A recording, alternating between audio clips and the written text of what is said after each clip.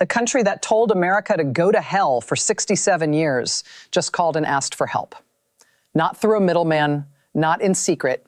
Cuba reached out directly to Donald Trump, and Trump said yes. If you've been following what's been happening in Havana over the past 5 months, you knew something like this was coming.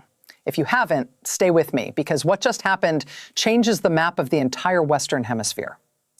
Tuesday morning, 11:42 a.m. Eastern Time, Trump posted on Truth Social, "Cuba is asking for help and we are going to talk." 22 words, 67 years of defiance erased in a single post. No White House press briefing, no advance notice to Republican lawmakers, just a declaration posted as his motorcade rolled toward Joint Base Andrews, hours before he boarded a plane to Beijing to sit across from Xi Jinping.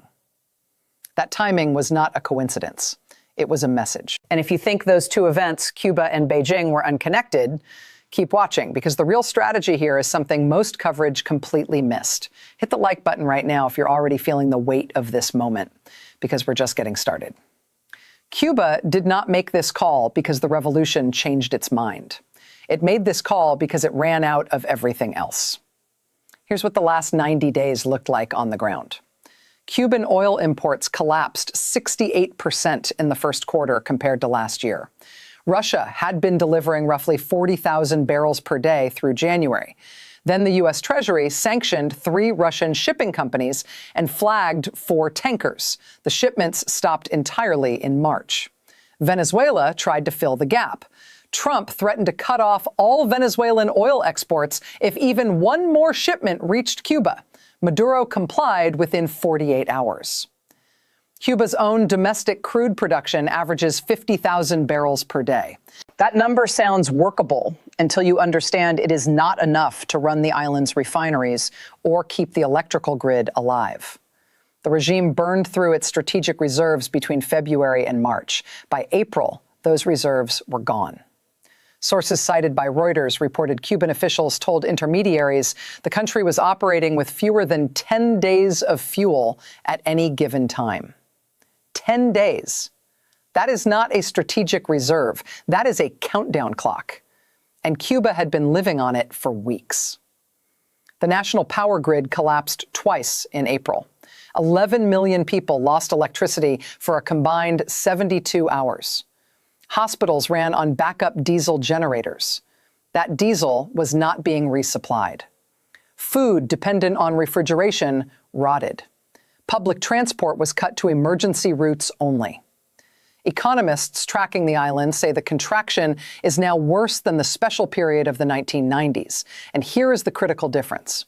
In the 1990s, Venezuela eventually stepped in. China extended credit. The international community threw lifelines. Today, Venezuela can barely keep its own grid running. China is collecting unpaid debts, not issuing new ones. Russia's economy is bleeding from its own military commitments. The only country with the resources, the proximity, and a reason to engage is 90 miles north. Cuba did not call Washington because of ideology. It called because every other number it had was disconnected.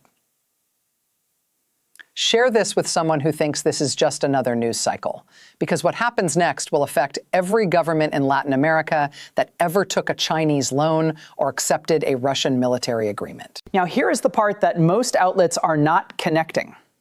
Trump announced Cuba talks and then flew to Beijing on the same day. That sequence was deliberate architecture. Consider what Xi Jinping saw Tuesday morning. The American president publicly announcing that the country hosting China's closest intelligence asset to the United States mainland was asking Washington for help. Then that same president boarding a plane to come sit across from him at a summit. The Chinese Signals Intelligence Facility outside Havana has monitored American military communications since the 1990s. It tracks naval movements out of Norfolk. It intercepts submarine deployments from Kings Bay. Losing that facility would represent a serious degradation of Chinese intelligence capability across the entire Western Hemisphere. Trump did not need to demand China close it. He just needed Cuba to close it as a condition of the deal Cuba was now desperate enough to accept. The result is identical. China loses the asset. And Trump walks into Beijing having already demonstrated what happens to Beijing's partners when they run out of options. Secretary of State Marco Rubio has been running back-channel communications with Cuban officials since early March. Trump confirmed that himself 6 weeks ago. But until Tuesday, there was no confirmation Havana had formally requested assistance. That distinction matters enormously. Back-channel talks are exploration. A formal request is surrender. And Cuba just crossed that line. The Cuban government has not confirmed the talks publicly. Díaz-Canel has said nothing. Havana's official press agency ran a brief item noting only that dialogue channels exist. That silence is not ambiguity, it is fear.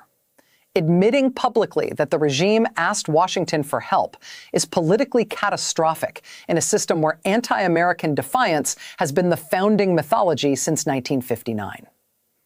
But here is what makes that silence so significant. 11 million Cubans now know their government made the call.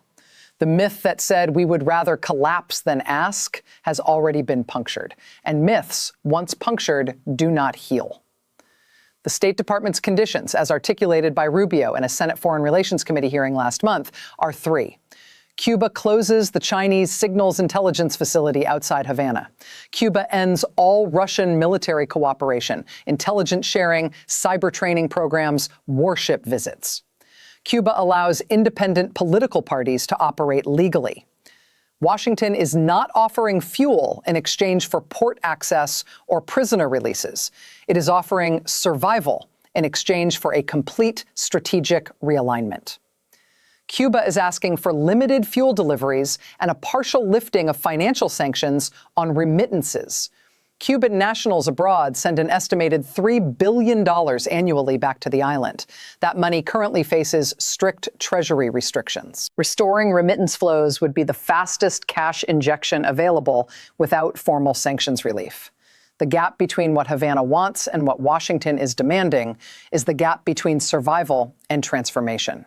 The question is whether survival has become desperate enough to pay the price of transformation. Trump's announcement fractured his own coalition. No Republican president has engaged Cuba diplomatically since Gerald Ford in 1975. Senator Rick Scott called any negotiations a betrayal. Representative Maria Elvira Salazar said it would be unforgivable. The Cuban-American community in South Florida has been the most reliable Republican voting bloc in the state for decades, and their position has been absolute. No deals, maximum pressure. Wait for collapse. Trump posted the announcement anyway. That tells you exactly how he has calculated this. He believes a deal that removes Russian and Chinese assets from the hemisphere is worth more strategically than the political cost. Or he believes the Cuban-American community will accept a deal if it delivers visible transformation rather than engagement without conditions. Obama offered normalization as an end in itself. Diplomatic recognition, cultural exchange, the assumption that openness would gradually reform the system from within. It did not. Trump is offering engagement as a transaction. Fuel for facilities, remittances for realignment, survival for surrender. The framing is entirely different.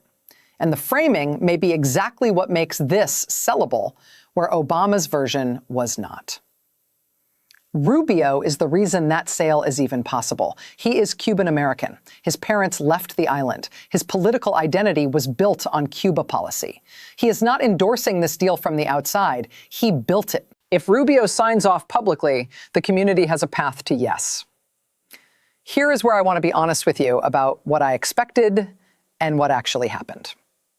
Since January, I have tracked this escalation daily. Every fuel sanction, every banking restriction, every diplomatic signal, every piece of military positioning. I told you the trajectory was toward something.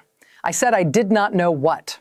I said the architecture was being built, but the destination was unclear. I thought the destination was collapse. I thought the pressure would fracture the regime from within, generals moving against Diaz-Canel, or the population reaching its threshold. That is what maximum pressure campaigns historically produce. Instead, the phone rang. Cuba called Washington, not from transformation, from desperation. But desperation, it turns out, is its own kind of leverage, because a country that calls is a country that is willing to deal. And a country that is willing to deal is a country that might survive the negotiation and come out the other side changed. What happens if Cuba says yes? If Havana closes the Chinese facility, ends Russian military ties, and opens political space in exchange for American fuel and financial relief, the geopolitical map of the Western Hemisphere is redrawn.